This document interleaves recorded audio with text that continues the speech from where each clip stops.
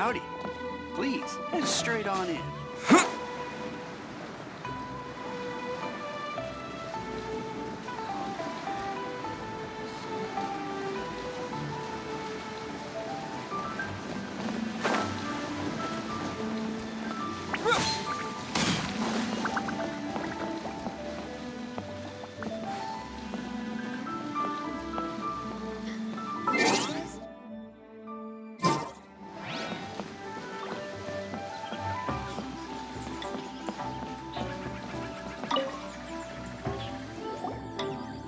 Wangshu Inn now hiring.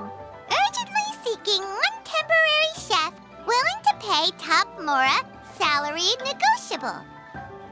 Look, Traveler, an urgent hiring notice and they're paying top Mora too! Oh, Paimon likes the sound of that. You're right, it is strange. Do you think something happened to Yanxiao? Because that guy barely lets anyone ever set foot in his kitchen. Doesn't exactly seem like the type to hire help. The notice says interested parties should go upstairs and talk to the innkeeper Huayan. Should we go and see what's up?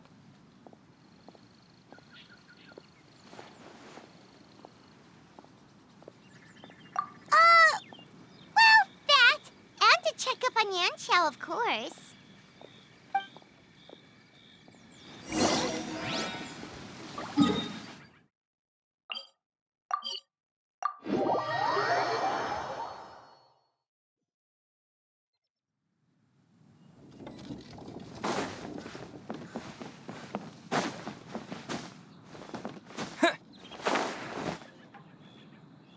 Boss, there's really no need for this. It's just a little burn, that's all. It won't get in the way of my work. Perhaps not, but continuing to work will only hinder your recovery. You need to rest for a few days. We'll figure something out. Huayan! Yanxiao! Oh? Traveler and Paimon! What brings you to this neck of the woods? And we decided to come check up on Yanxiao. I knew we shouldn't have posted that notice. It's really nothing to worry about. I'm fine. I swear. How kind of you. My thanks to you both. And thanks on Yanxiao's behalf, too. There's nothing to be embarrassed about, Yanxiao. Just tell them what happened. Oh, all right. Well, basically, we had a lot of guests pouring in for the lantern rite. Things got busy, I started rushing, and I ended up accidentally burning my hand while plating a dish. Well, you know what they say. Play with fire long enough and you're bound to get burned. Even the best chefs slip up sometimes. Anyway, it's nothing, just a tiny burn. I can still... Now. I don't want you pushing yourself. You'll only make it worse. And then you'll be looking at more than just a couple of days off to recover. But the lantern rite's only just finished. And we're still getting tons of guests. Now's not a good time for me to rest. Plus, lots of the guests are visiting from other nations. We can't just bring in some random chef off the street. We have a reputation to uphold. I refuse to let someone else ruin the good name we've made for ourselves here. Listen to you. Anyone would think that you're the boss and not me. But he's not wrong. Yanxiao was one of the favorites in the Masterful Chefs tournament. No matter how you look at it, his are big boots to fill. I don't mean to boast, but any chef of my caliber probably has their own restaurant to look after. It's not going to be easy to find someone who's got the skills and has the time to help us out. Looks like we might have to increase the pay we're offering even further. Do we know anyone that's a good chef and has the time to help out? Oh, of course, you! Oh, right. Yes. Now I think about it, I do recall hearing good things about your cooking ability. I suppose I'd added you to my mental list of people who can hold their own in a combat situation, but forgot you can cook. Why are you even keeping a mental list of people who can fight? Maybe a story for another time. More importantly, I'm sure Yanxiao would be comfortable leaving his kitchen in your hands, if anyone's. What do you think, Yanxiao? Well, since it's you, I suppose that's better than anyone else. What do you think, Traveler? Should we do it?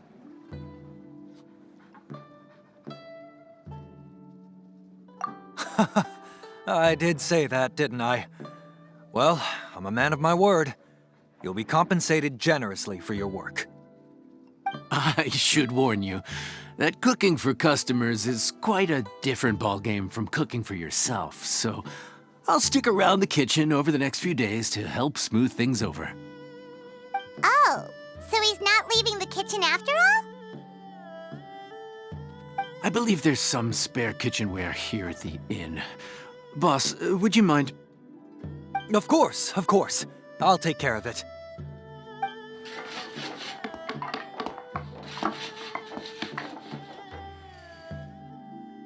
Whew. All done.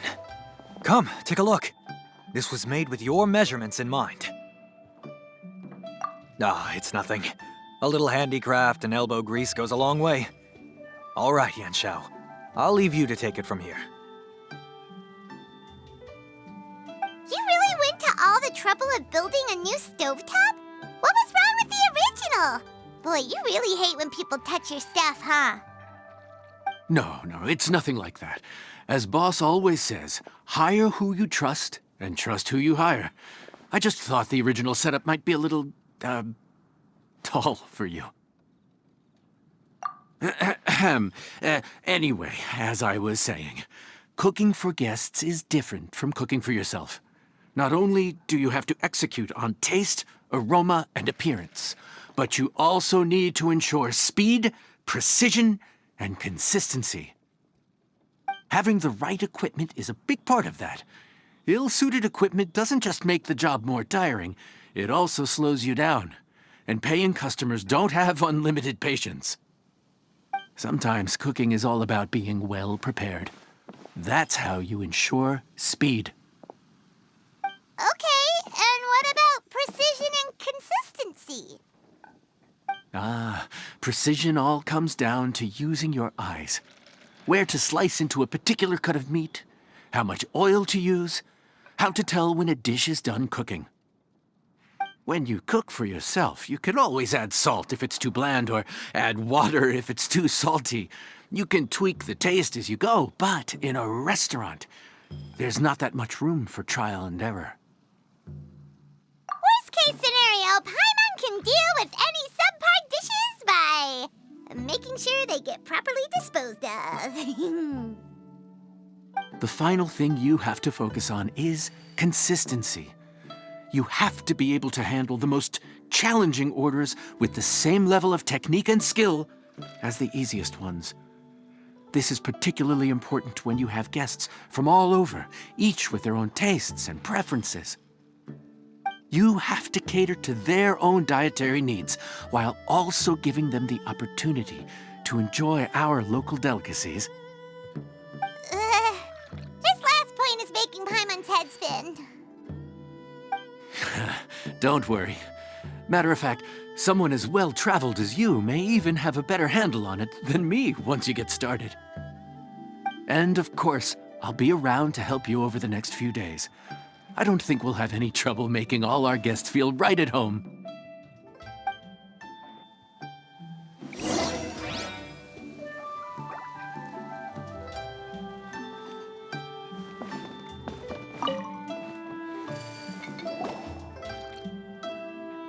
There's no time to lose, so let's get started. I imagine you probably have a good handle on the cooking side of things already. What you need to pay attention to is remembering each table's order. Try not to get them mixed up. Oh, Paimon's memory is like a steel trap. This is gonna be a cinch.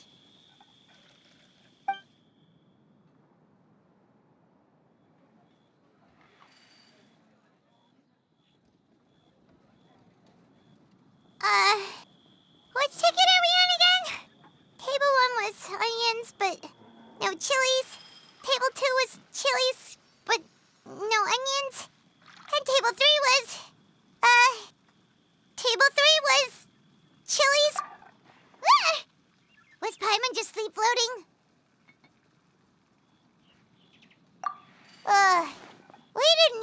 a break in the middle. Paimon's brain has turned to mush. Is it always this busy here?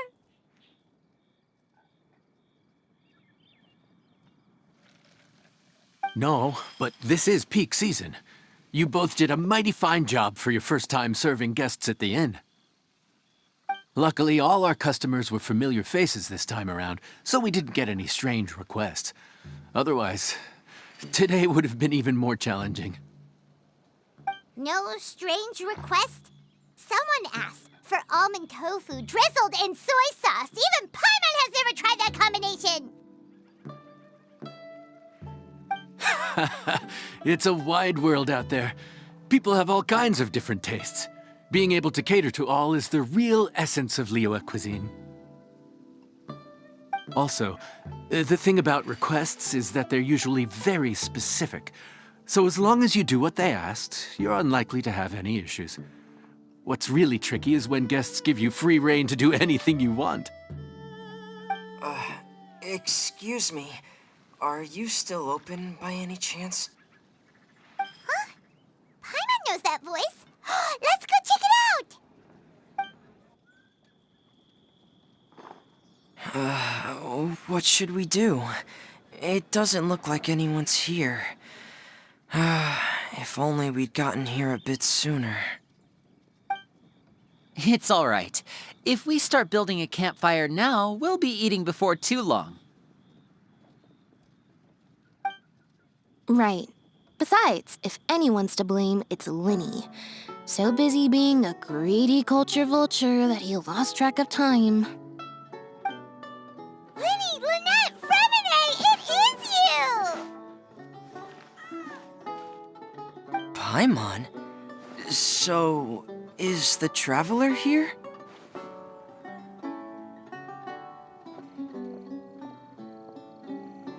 Traveler, Paimon! What a nice surprise!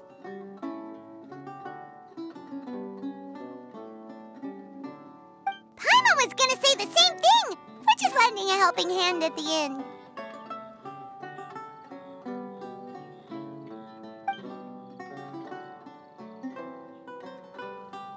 Anyway, so that's how we ended up here. But what about you guys? Don't tell us. Father sent you on another mission? No, quite the opposite, actually. We're in Liyue on vacation, and while we're here, I thought a cultural tour might be in order. Father said we deserved some rest after everything that happened recently. Otherwise, it could jeopardize our next mission. It's not every day we get this kind of opportunity. Linny thought it might be fun to spend some time in Liyue, especially since it's Lantern Rite season. We could hardly pass up the opportunity to watch a Liyue-style magic show. Although, I think they call it conjuring here. In our time here, we've seen conjuring tricks incorporated into a Liyue opera show, and even a wushu dance. It was amazing. So, we decided to stay here for a few more days to see what other forms of inspiration this land might have in store for us. We visited Granny Roshin in Chingsa village not long ago, and today we continued our cultural tour in the area around here. In the end, though, we lost track of time. We haven't even eaten anything yet. And speaking of eating, as you know, seafood is a big part of both Liyue and Fontaine cuisine, but it's cooked very differently here. We simply had to try some local seafood after coming all this way. That's another reason why we decided to extend our trip. Oh, need any recommendations? What have you tried so far? That fish one with the misleading name. Sounds bland, but it's drowning in hot chilies. Oh, you mean blackback perch soup? You're right, the name doesn't give much away. It looked and smelled so appetizing that Lynette took a huge mouthful, blissfully unaware that she was about to set her mouth on fire. She could barely speak for the rest of the day after that. Luckily, that wasn't a huge adjustment for her.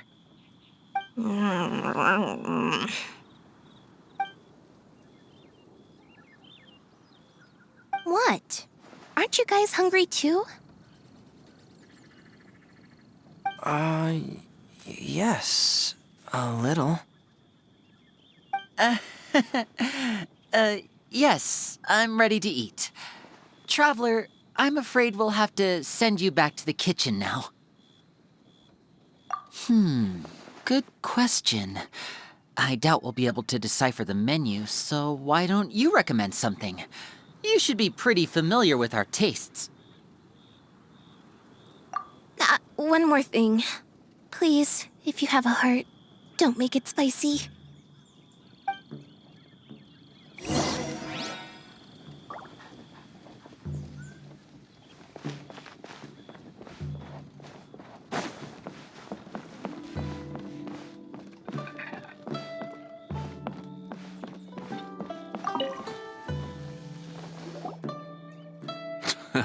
Fontaine, huh? No wonder they can't handle too much spice. Still, if we make the food too bland, they might as well be eating back home. There's this crab and shrimp stir-fry I know that could work. It's quite heavily seasoned, but it's a lot milder than it looks. It has a light but really satisfying flavor. Ooh, that sounds perfect! What's it called? Well, this is where it gets interesting. They call it the Palace Jewels. The crab roe is supposed to look like pearls of gold, and the shrimp meat like chunks of jade. Here's the recipe. When you're ready, go ahead and give it a try.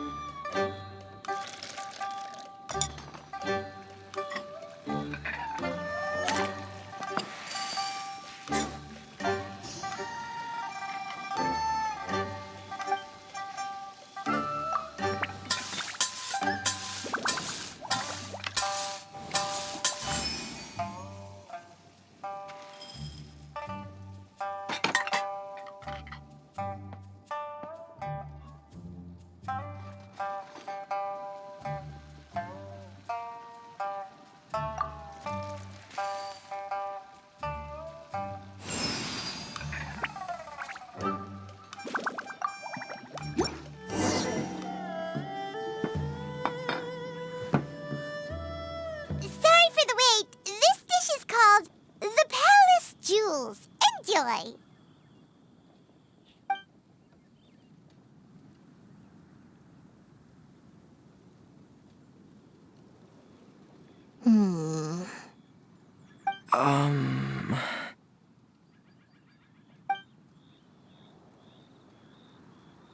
Yes. We meant to say, you two must be tired after a long day of work. Do you want to eat with us? Oh, now that you mention it, Paimon is a little hungry. Well, if you insist, then who are we to refuse? Oh, right, of course. You're still our customers. Why aren't you eating? The sauce looks a little overpowering. According to Liyue custom, it's probably good table manners to let someone else go first.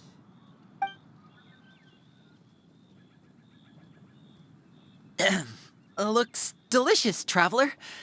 I guess I'll dig in first. Here goes. What is it? Do you need some water? No. It's delicious. The flavor is so pure. It's drenched in sauce, but somehow it just enhances the natural flavor of the seafood. Try it for yourselves. All right.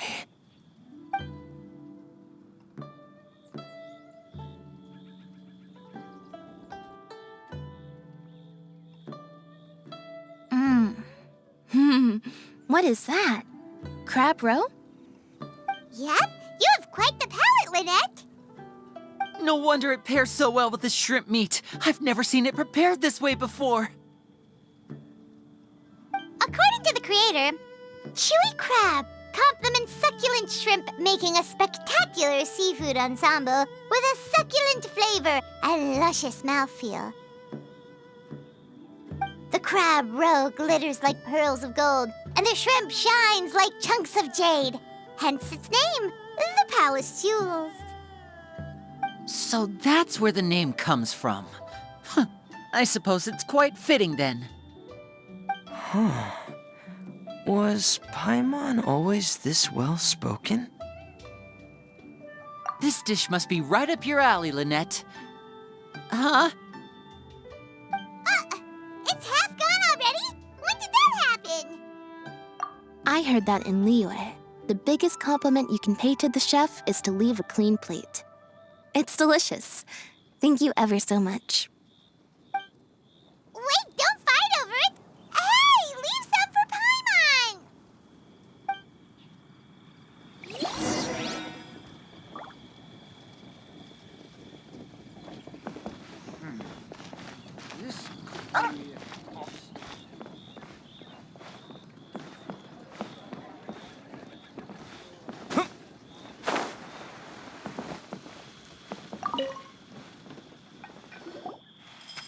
So your friends like the dish, huh? Well done. Not bad at all for your first day on the job. There'll be more to come, so keep it up.